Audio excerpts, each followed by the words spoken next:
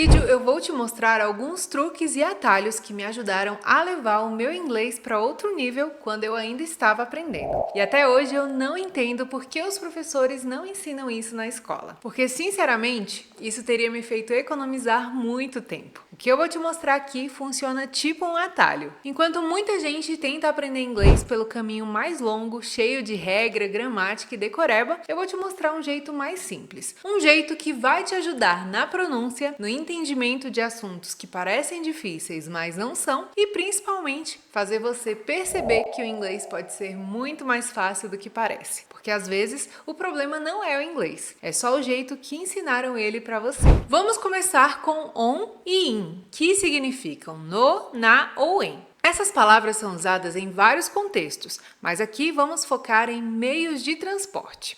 Se você já ficou na dúvida entre falar aí on a bus ou in a bus, relaxa. E isso confunde muita gente. Porque, parece aquelas regras aleatórias do inglês que ninguém entende. Mas aqui tem uma lógica muito simples e depois que você aprender, dificilmente você vai esquecer. Então, vou te passar um truque muito fácil para utilizar aí o on e in em inglês usando uma palavra só. E a palavra mágica é corredor. Se o meio de transporte tem corredor, usamos on. Então, como você pode ver aqui na imagem, o avião ele tem corredor. Então, com corredor, usamos on. E se não tem corredor, usamos in. Aqui na imagem, como você pode ver, o carro ele não tem corredor, Então, sem corredor, usamos in. Simples assim. E essa dica realmente ajuda muito porque você para de ficar pensando e decorando como usar o in ou on, transporte por transporte. Então vamos ver se ficou fácil mesmo. Para dizer no trem, pensa assim, o trem tem corredor? Tem, Então usamos on a train. Agora vamos para o carro. O carro tem corredor? Não tem, Então usamos in a car. E no ônibus? O ônibus tem corredor? Tem, Então vamos usar on a bus. Muito bem. Agora o táxi. Táxi tem corredor? Não, Então usamos in a taxi. No helicóptero. Helicóptero não tem corredor. Então vamos usar in a helicopter. No avião, on a plane. No metrô, on a subway. Percebeu como ficou mais fácil? Agora você não precisa ficar decorando um por um. É só pensar assim. Tem corredor? On. Não tem corredor? In. E olha só, você acabou de aprender um truque de gramática que pode ter resolvido aí uma confusão de anos. Agora deixa eu te mostrar uma coisa que pode melhorar muito a sua pronúncia. Você já reparou que centenas de palavras em inglês começam com o TR? Então como você pronunciaria essa palavra aqui? Não sabe? Pois é, então aqui vai uma dica muito boa. Na maioria das vezes, quando temos uma palavra que começa com TR, esse T aqui vamos pronunciar dessa forma. Tch, tch. Então vamos ver aqui em exemplos para ficar bem mais fácil de perceber essa pronúncia. Travel, viajar. Tree, árvore. Train, trem. Trash, lixo. Try, tentar. True, verdade. Trust, confiar. Trip, viagem. Traffic, trânsito. Trick, truque. Track, trilha. Trade, comércio. Tradition, tradição. Treat, tratar. Trigger, gatilho. Trend, tendência. Tribe, tribo. Trim, aparar. Percebeu o padrão? Em todas essas palavras, o começo do TR segue praticamente o mesmo som. Isso facilita muito a sua vida, porque agora você não precisa mais ficar aprendendo a pronúncia de cada palavra separadamente. Você aprende o padrão e automaticamente já melhora centenas de palavras de uma vez. E isso é uma das coisas mais interessantes do inglês. Quando você entende os padrões, estudar começa a ficar muito mais simples. E aprender esses truques de pronúncia ajuda muito aí o seu inglês. Mas existe outra coisa que trava bastante gente no inglês. E eu acho engraçado que muita gente passa meses tentando decorar o verbo to be e ainda confunde am, are, is. Mas às vezes o problema não é a memória. É o jeito complicado que explicaram. Então agora eu vou te mostrar um truque simples para organizar isso na sua cabeça sem precisar sofrer aí. Então vamos aprender o verbo to be usando uma palavra só. Mas antes, uma coisa importante. O verbo to be pode significar ser ou pode significar estar. E é exatamente isso que costuma confundir muita gente no começo. Só que existe um jeito bem mais fácil de entender. Então, a palavra-chave, ou melhor, o truque é amareis. Olha só, nós vamos dividir essa palavra em 3 partes. Am, are e is. E pronto, o segredo já está aí. Agora vamos organizar cada grupo. I vai com am. You, we, you e they vão com are. E, consequentemente, he, she, it vão com is. E assim fica. Quando o verbo significa ser. I am, eu sou. You are, você é. We are, nós somos. You are, vocês são. They are, eles ou elas são. He is, ele é. She is, ela é. It is, isto é. Agora vamos ver quando o verbo significa estar. A estrutura continua exatamente igual. O que muda é só o sentido da frase. Então vai ficar assim. I am, eu estou. You are, você está. We are, nós estamos. You are, vocês estão. They are, eles ou elas estão. He is, ele está. She is, ela está. It is, isto está. Viu como fica mais simples quando existe essa lógica? Porque muitas vezes o inglês parece difícil, mas não por causa do idioma, mas porque ensinaram como se fosse aí um monte de regra solta, né, para você decorar. E agora vamos aprender os pronomes em inglês de um jeito super fácil. Aqui de um lado temos os pronomes pessoais. São palavras como eu, você, ele, ela, nós, ou seja, as palavras que usamos para falar das pessoas. E deste outro lado, temos os pronomes possessivos, que são palavras como meu, minha, seu, sua, dele, dela. Essas palavras mostram que alguma coisa pertence a alguém. Agora vamos ver como falar tudo isso em inglês. Eu, I, meu, my, você, you, seu, your, ele, he, dele, his, ela, she, dela, her, nós, we, nosso, our, eles ou elas, they, deles ou delas, their, isto ou esta, it, disso ou dessa, its. Percebeu uma coisa interessante? Muitos pronomes em inglês são curtinhos e simples. O segredo não é tentar decorar tudo de uma vez. É ir vendo, ouvindo e praticando aos poucos. Agora vamos para a nossa próxima dica. Essa é uma dúvida extremamente comum. Did, do, does ou is. Mas quando você entende duas coisas, tempo verbal e sujeito, fica muito mais simples. Agora presta atenção nesse truque, porque ele vai abrir a sua mente. Olha só essa frase. Onde ela mora agora? Qual dessas palavras você usaria? Did, do, does ou is? Você vai ver que é bem mais fácil do que parece. Primeiro vamos entender a função de cada uma. Did, usamos para falar do passado. Já as outras, do, does e is, usamos para perguntas no presente. Agora vamos analisar a frase. Onde ela mora agora? A palavra agora, now, indica presente, então já sabemos que vamos escolher entre do, does ou is. Agora vem a segunda parte. Quem é a pessoa da frase? Ela, she, e com he, she, it, usamos does. Então fica where does she live now? Agora vamos para a próxima frase. Onde ela morava antes? A palavra before significa antes, e antes indica passado. E eu te falei que, para perguntas no passado, usamos did. Então fica Where did she live before? Agora vamos para a próxima. O que ela está fazendo? Aqui temos uma ação acontecendo agora. E em inglês, quando usamos verbo com ing, aquele nosso ando, endo ou indo, usamos o verbo to be. Como a frase está com she, usamos is. Então fica What is she doing? Agora vamos para o último caso. Do. Usamos do com I, you, we e they. Então olha essa frase. Onde você mora agora? A palavra now mostra que está no presente. E o sujeito é you. E com you usamos do.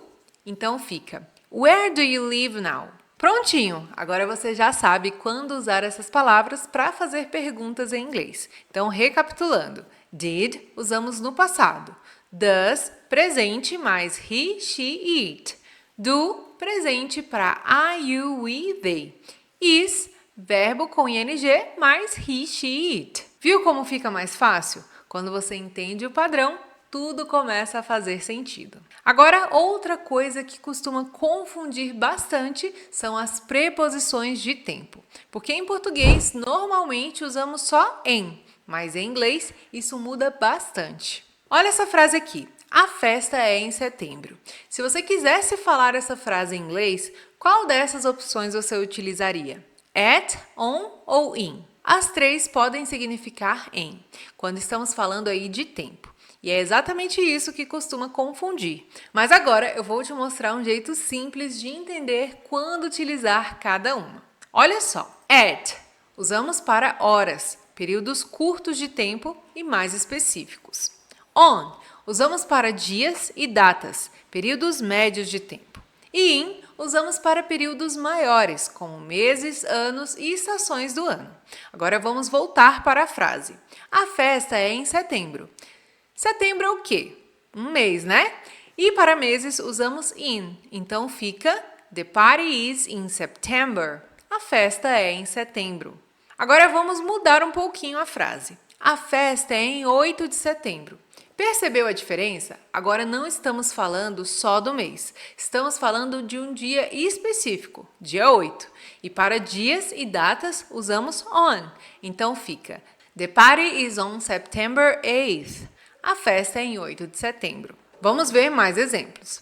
Eu tomo café da manhã às 7 horas. Aqui temos uma hora específica. E para horas usamos at. Então fica I eat breakfast at 7 o'clock.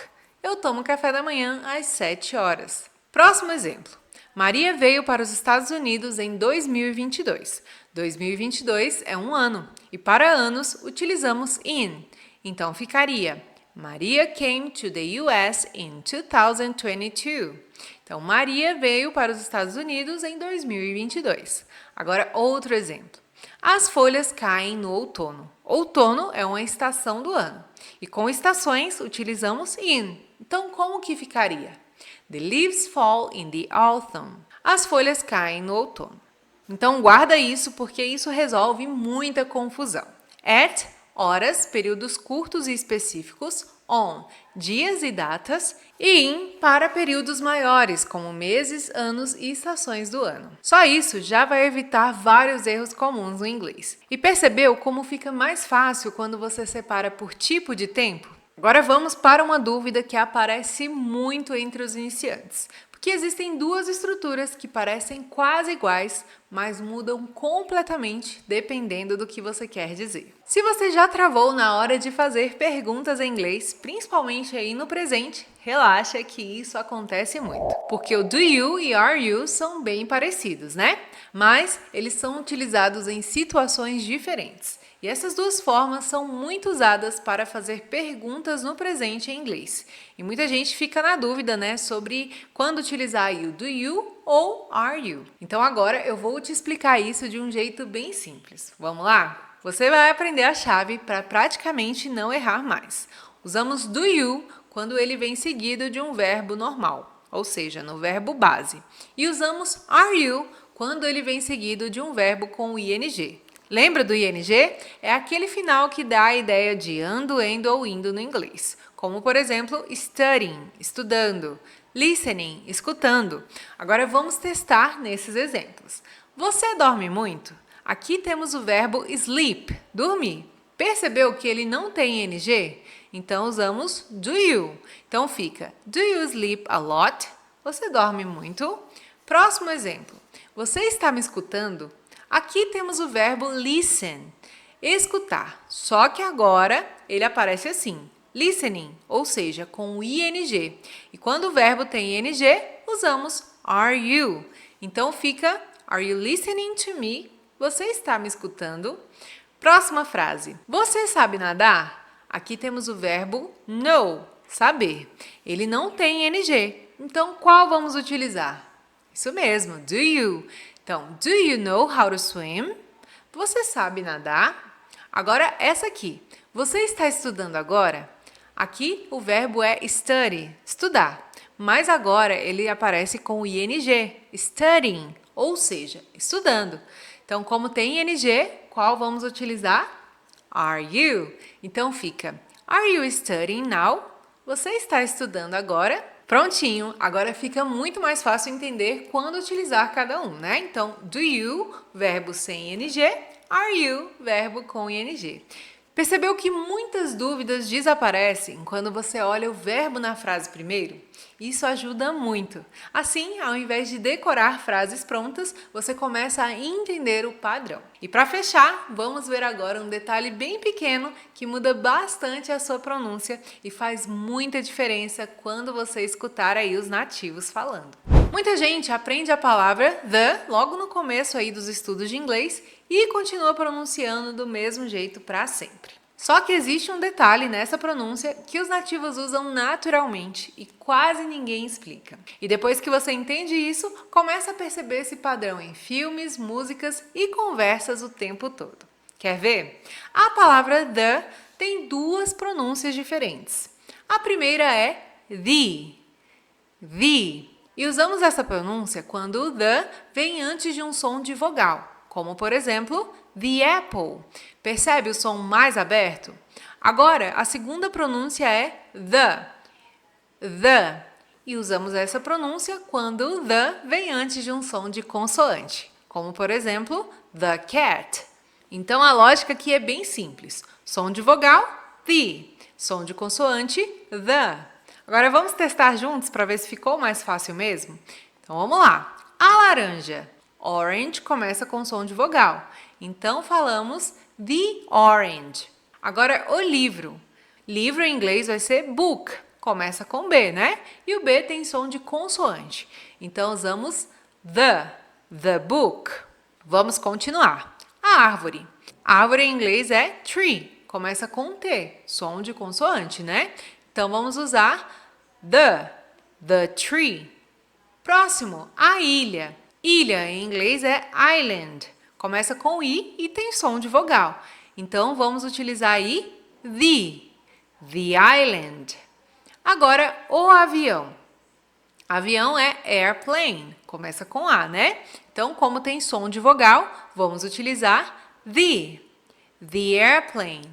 E por último, a escola. Escola em inglês é school. Começa com S, né? Então, quando tem som de consoante, qual vamos utilizar? The. Então, ficaria the school. Percebeu o truque? Som de vogal, the. Som de consoante, the.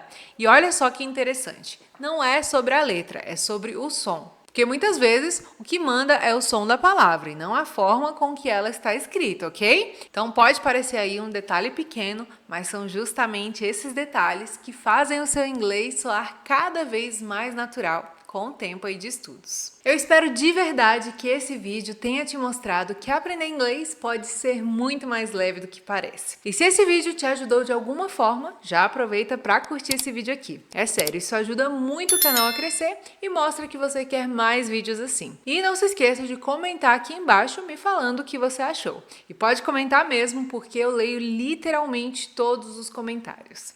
Agora, se você quiser ir além desses vídeos e aprender inglês comigo de forma forma completa, prática e sem complicação, eu também tenho um curso completo de inglês. Então, se você quiser ser meu aluno ou minha aluna, o link está aqui na descrição desse vídeo e também no primeiro comentário fixado. Eu te espero lá!